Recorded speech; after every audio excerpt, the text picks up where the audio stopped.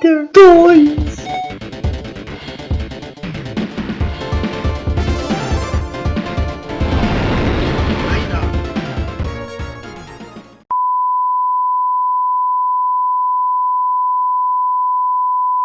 E aí galera, eu sou o Tortex e eu vim aqui para falar sobre um fato bem legal e curioso que aconteceu nesse final de semana.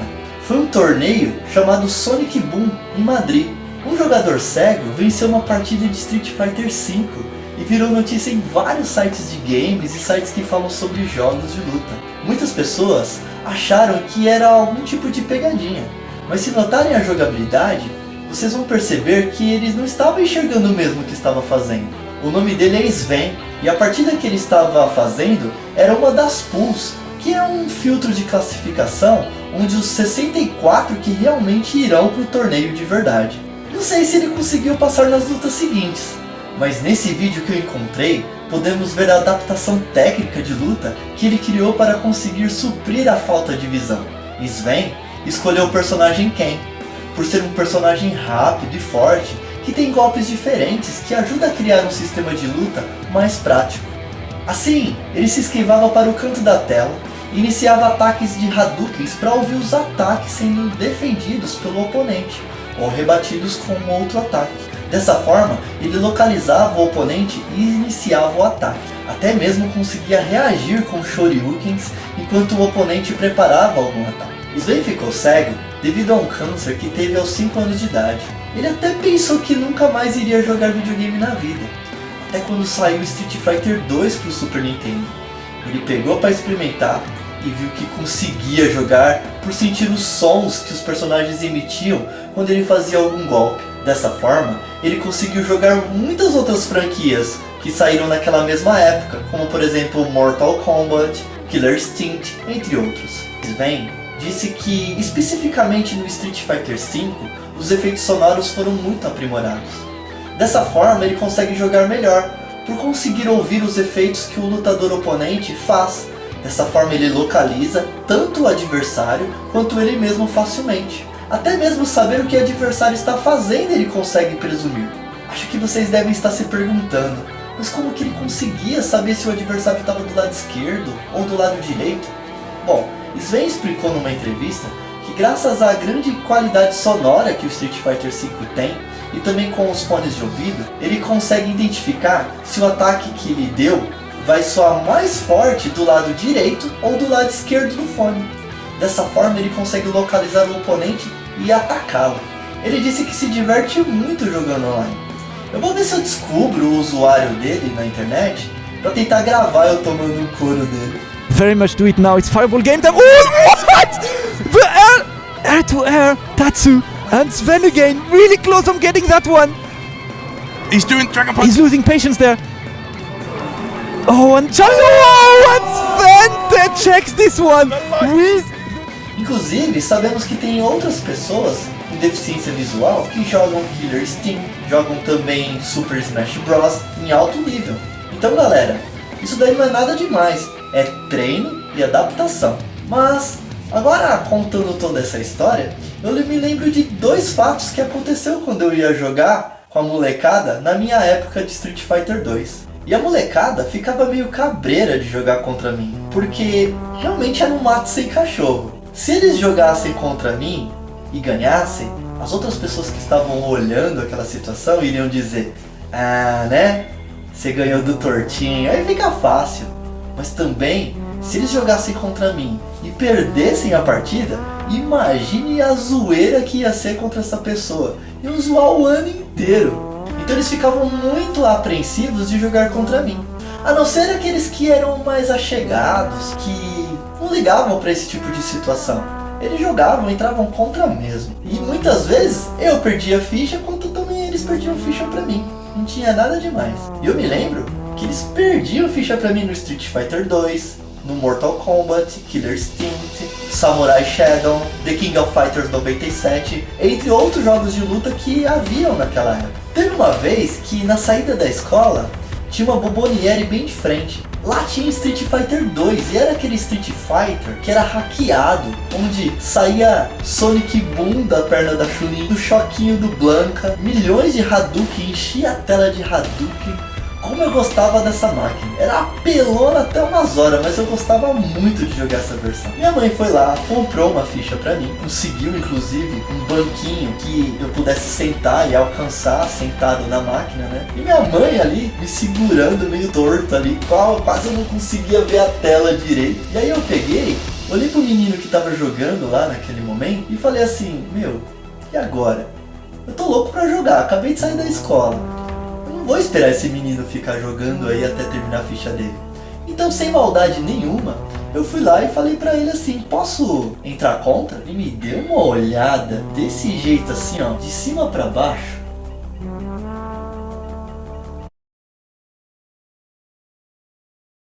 E foi lá e deu de ombros, como se estivesse dizendo assim, se você tá afim de perder a sua ficha, entra aí, demorou. Mas isso não tem me impedido de viver, entendeu? E aí entrei, porque eu não tava desafiando ele pra deixar ele constrangido.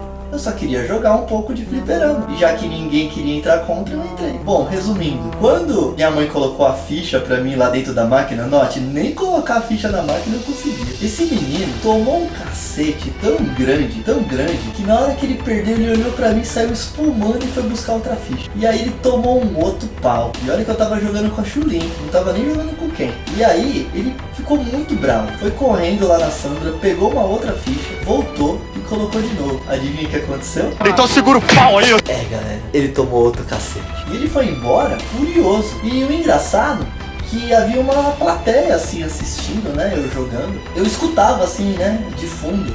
Olha só, né, ele é tortinho, né, mas consegue jogar bem, né, esse jogo, né, joga bem. E o interessante é que ninguém se atreveu a entrar contra. Todo mundo ficou esperando até onde eu ia chegar com aquela ficha.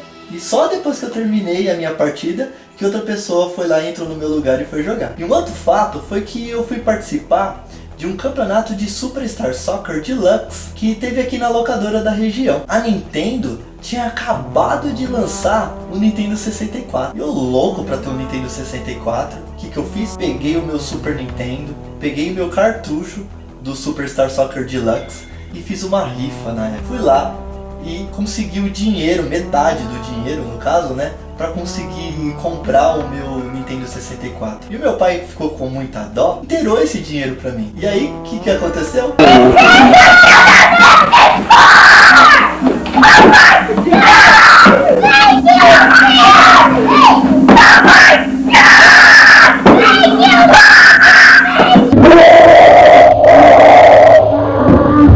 Ele acabou trazendo pra mim um Nintendo 64 com um único controle e sem cartucho.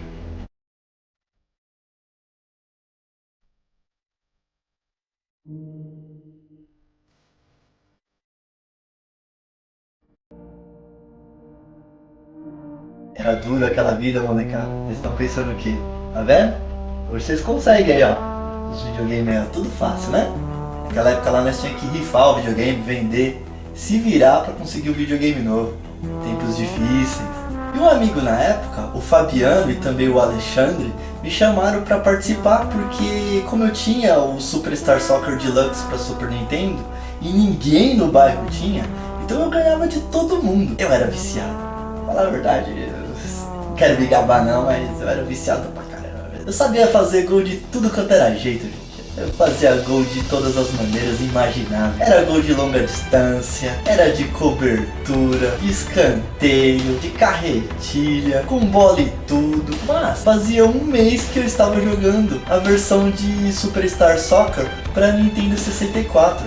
E eu perdi a facilidade de fazer os gols como eu fazia. Eu sabia jogar bem, eu não tô querendo me gabar não. Eu era chato mesmo nesse jogo. Teve até uma vez que jogando na casa de um amigo ficaram tão bravos comigo porque eu não pegava leve com eles. Eles começaram a me provocar, porque eu não deixava ninguém ganhar, eu não jogava fácil com eles, eu enfiava 10-0, 15-0, não tava nem aí. Aí pra provocar eles, eu peguei e falei, qualquer um de vocês aí, ó, fio 20-0. Rapaz, esses moleques ficaram tão bravos, tão bravos. E aí eles falaram, duvido então. Aí fui lá, peguei um amigo na época lá pra jogar, que não vou citar o nome pra reputação dele não ficar mal, né? E aí, quando já tava faltando 5 minutos pra acabar o segundo tempo, já tava 19-0 pra mim. E eu tinha prometido fazer 20-0. E com excesso de confiança, eu não consegui fazer o 20º gol.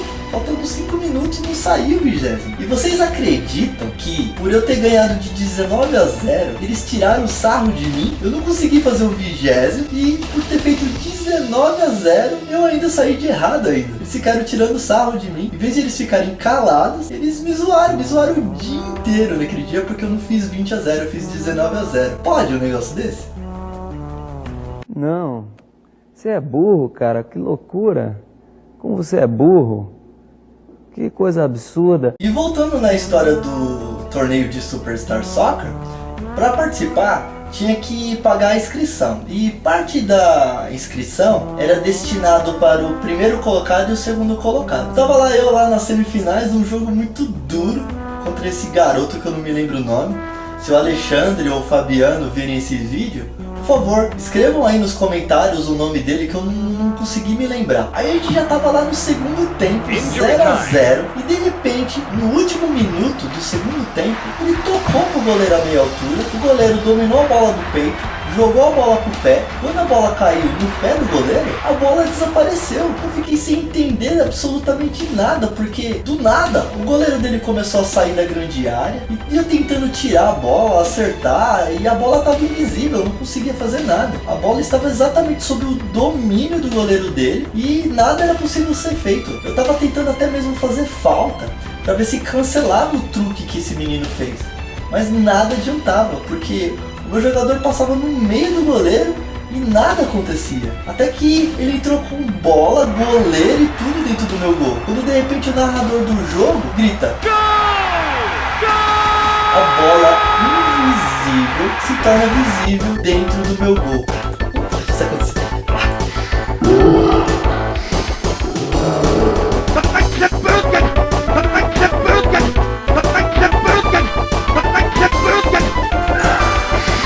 Só deu tempo de eu dar a saída de bola e o juiz apitou o final do jogo. Eu tentei reclamar com o dono da locadora, mas ele não deu nem a mínima. Acho que ele não entendia o que estava acontecendo. Mas eu fiquei muito bravo. Eu pergunto, quando eu falo isso, eu sou louco? Eu sou louco? Não, eu sou louco. Eu tô louco? Não, eu não tô louco. Eu não tô louco. Esse menino, ele acabou ganhando o torneio. Quando ele estava no último jogo, ele meteu uma goleada na última partida. E ele não precisou fazer esse truque com ninguém. Eu me lembro que eu fiquei assistindo ele antes de jogar contra mim. Ele não fez o truque com ninguém. E também não fez o truque depois de mim na final. Ele só fez comigo. Então, vai um recado pra você depois de mais de 20 anos, menino que eu esqueci o nome. Se você ficou com medo de ser zoado por ter perdido para um torto num torneio, fique sabendo que ficou pior ainda, porque você trapaceou contra os tortos. Ficou pior ainda. Turn down for what?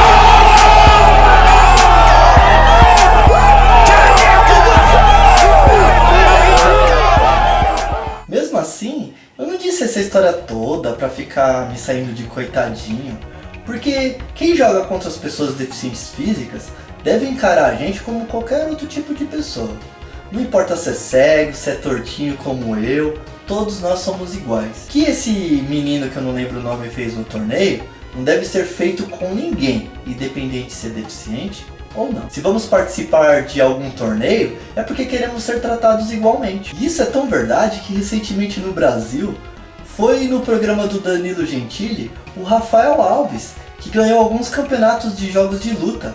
E o garoto também é cego. No vídeo, que está também na descrição, vocês vão poder perceber que logo no início do jogo, Rafael deixa Danilo Gentili ganhar. Quando de repente o Danilo Gentili diz: eu tô te dando um pau, tô te dando um couro. Esse Rafael começa a disparar um golpe atrás do outro. E o Rodrigo Gentili fica desesperado, gritando: Não, sai! Você é um apelão, velho! Porra, para, mandimbu do caramba! Porra!